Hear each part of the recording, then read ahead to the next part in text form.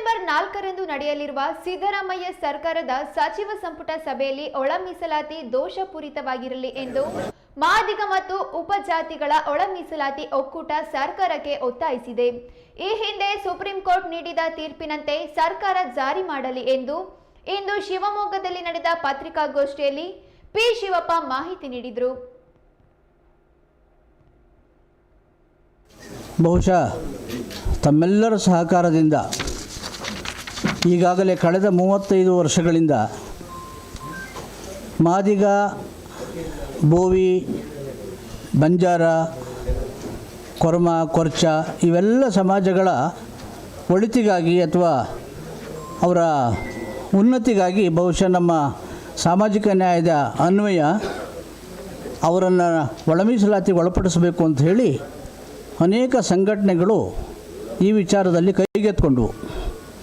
ಇದನ್ನು ಸರಿಸುಮಾರು 35 ವರ್ಷಗಳ ಕಾಲ ಹೋರಾಟ ಮಾಡಿದ ಪ್ರತಿಫಲ ಮೊನ್ನೆ 18 ಸೆಪ್ಟೆಂಬರ್ 2025 ಆಗಸ್ಟ್ 19 ಸಂಪುಟ ಸಭೆಯಲ್ಲಿ ನಮಗೆ ಅನುಮೋದನೆ ಆಗಿದೆ. ಅದರ ಮುಂದುವರೆದ ಭಾಗವಾಗಿ ತಮ್ಮೆಲ್ಲರ ಸಹಕಾರದಿಂದ ಮತ್ತೊಮ್ಮೆ ನಾನು ತಮ್ಮ ಎಲ್ಲ ಪತ್ರಿಕಾ ಮಾಧ್ಯಮದಲ್ಲಿ ಮನವಿ ಮಾಡ್ತಾ ಇದ್ದೇನೆ. ಈಗೇನು ಸಂಪುಟ ಸಭೆಯಲ್ಲಿ ಅನುಮೋದನೆ ಆಗಿದೆ, ಇದೆಲ್ಲದರ ಮುಂದುವರೆದ ಭಾಗವಾಗಿ ನಮ್ಮ ಕೆಲವು ಆಲೋಚನೆಗಳು ನಮ್ಮ ಸಂಘಟಕರು ಮತ್ತು ಚಿಂತಕರ ಮಧ್ಯೆ ಬಂದಿದೆ. ಏನು ಅಂದರೆ, ಈ ಹಿಂದೆ ಸರ್ಕಾರ ಸುಪ್ರೀಂ ಕೋರ್ಟ್ನಲ್ಲಿ ತೀರ್ಮಾನ ಕೊಟ್ಟಂತೆ ಬಹುಶಃ ನಮಗೆ ಯಾವ ಆಧಾರದ ಮೇಲೆ ಒಳ ಮೀಸಲಾತಿ ಅಂದ್ರೇನು ಅಂದರೆ, ಬಹುಶಃ ಸಂವಿಧಾನಾತ್ಮಕವಾದ ರಚನಾತ್ಮಕವಾದ ವಾಕ್ಯ ಏನು ಅಂದರೆ ಡೆಫಿನೇಷನ್ ಏನು ಅಂದರೆ, ಯಾವ ವರ್ಗಗಳು ತುಳಿತಕ್ಕೊಳಗಾಗಿದೆ, ಯಾವ ವರ್ಗಗಳು ವಿಶೇಷವಾಗಿ ಅನ್ಯಾಯಕ್ಕೊಳಪಟ್ಟಿದ್ದಾರೆ, ಯಾವ ವರ್ಗಗಳು ಸಮಾಜದಲ್ಲಿ ಸಂಕಷ್ಟಗಳನ್ನ ಅನುಭವಿಸ್ತಾರೆ, ಆರ್ಥಿಕವಾಗಿ ಮತ್ತು ಸಾಮಾಜಿಕವಾಗಿ ನೊಂದಿದ್ದಾರೆ, ಅಂಥವ್ರಿಗೆ ಒಳ ಮೀಸಲಾತಿ ಒಳಪಡಿಸಬೇಕು ಅನ್ನೋದು ಸಾಂವಿಧಾನಿಕ ವಿಚಾರ.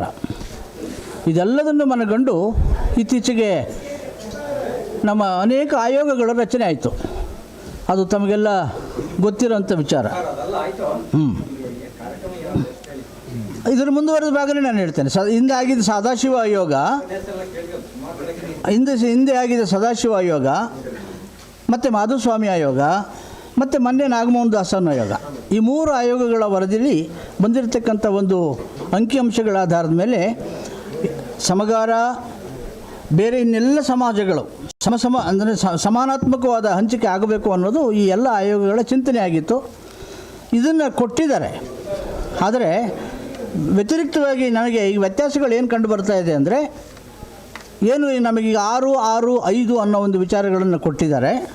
ಈ ವಿಚಾರದಲ್ಲಿ ಈ ನಮ್ಮ ಪರ್ಸೆಂಟೇಜ್ ಪ್ರಕಾರ ಜನಸಂಖ್ಯೆ ಆಧಾರಿತವಾಗಿ ಕೊಟ್ಟದ್ರಲ್ಲೂ ಕೂಡ ಕೆಲವು ಲೋಪದೋಷಗಳು ಕಂಡು ಬಂದಿದೆ. ಹಾಗಾಗಿ ಈಗಿನ ಸರ್ಕಾರ ಸಾವಿರಾರು ಕೋಟಿ, ಹೆಚ್ಚು ಕಡಿಮೆ ನಮಗೆ ಇತ್ತೀಚೆಗೆ ಮಾಡಿದ ನಾಗಮೋಹನ್ ದಾಸ್ ವರದಿಗೋಸ್ಕರ 150 ಕೋಟಿ ರೂಪಾಯಿಯನ್ನು ಖರ್ಚು ಮಾಡಿದೆ. ಇದು ಎಲ್ಲ ನಿಮ್ಮ ಸಾರ್ವಜನಿಕರ ಹಣ ಅಂತ ನಮಗೆ ಅನಿಸುತ್ತೆ. ಇದೆಲ್ಲದರ ವ್ಯತ್ಯಾಸಗಳನ್ನು ನಾವು ನೋಡಿದಾಗ ಈಗ ಆಗಬೇಕಾಗಿದ್ದೇನು ಅಂದರೆ, ಇಷ್ಟೆಲ್ಲ ಆಯೋಗಗಳು ರಚನೆ ಆದರೂ ಕೂಡ ಒಂದು ಪರಿಪಕ್ವವಾದ ಒಂದು ಒಳ ಮೀಸಲಾತಿ ಜಾರಿ ಆಗಲಿಲ್ಲ ಅನ್ನೋದು ನಮ್ಮ ನೋವು.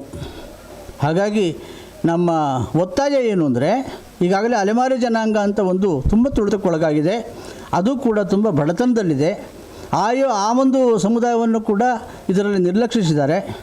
ಇದರ ಜೊತೆಗೆ ಜನಸಂಖ್ಯೆ ಆಧಾರಿತವಾಗಿ ಏನು ಮಾಡಬೇಕಾಗಿತ್ತು, ಏನು ನಿಮಗೆ ಎಂಪ್ಯಾರಿಕಲ್ ಡಾಟಾ ಅಂತ ಏನು ಆಯೋಗದ ರಚನೆಯಲ್ಲಿ ಹೇಳಿದರು ನಾಗಮೋಹನ್ ದಾಸ್ ಅವರು, ಅದನ್ನೂ ಮಾಡಿಲ್ಲ. ಹಿಂದೆ ಸದಾಶಿವ ಆಯೋಗದ ವರದಿಯನ್ನು ಕೂಡ ಸರಿಯಾಗಿ ಮಾಡಲಿಲ್ಲ. ಹೀಗೆ ಒಂದೇ ಹಂತದಲ್ಲಿ ನಾವು ಶತಮಾನಗಳ ಕಾಲ ದೌರ್ಜನ್ಯಕ್ಕೊಳಪಟ್ಟವರು, ನಾವು ಹೀಗೇ ಮುಂದುವರಿಬೇಕು ಅನ್ನೋದು ನಮ್ಮ ಪ್ರಶ್ನೆ. ಹಾಗಾಗಿ ನಮ್ಮ ಒತ್ತಾಯ ಇಷ್ಟೇ, ಈಗಿನ ಮುಖ್ಯಮಂತ್ರಿಗಳು ಯಾರು ಸಾಮಾಜಿಕ ನ್ಯಾಯದ ಪರವಾಗಿದ್ದಾರೆ ಅನ್ನೋ ಒಂದು ನಂಬಿಕೆ ನಮ್ಮಲ್ಲೂ ಇದೆ. ಅವ್ರ ಬಗ್ಗೆ ತುಂಬ ವಿಶೇಷವಾದ ಗೌರವನ ನಮ್ಮ ಸಮಾಜಗಳು, ಕೆಳ ಸಮಾಜಗಳು ಹೊಂದಿದ್ದಾವೆ.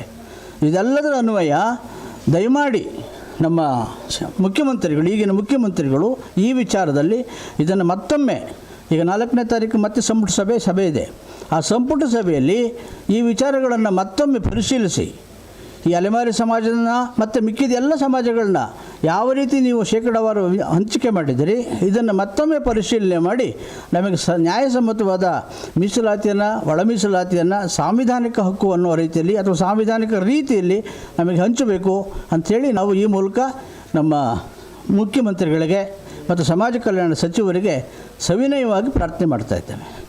ಇದಲ್ಲದೇ ಬಹುಶಃ ಇಷ್ಟೆಲ್ಲ ಹೋರಾಟಗಳಿಗೆ ಕಾರಣರಾಗಿರ್ತಕ್ಕಂಥ ಅನೇಕ ಸಂಘಟನೆಗಳು, ಕರ್ನಾಟಕ ಮಾದಿಗ ದಂಡೋರ, ಮಾದಿಗ ಮೀಸಲಾತಿ ಹೋರಾಟ ಸಮಿತಿ, MRHS, ಅದೇ ಥರ ನಮ್ಮ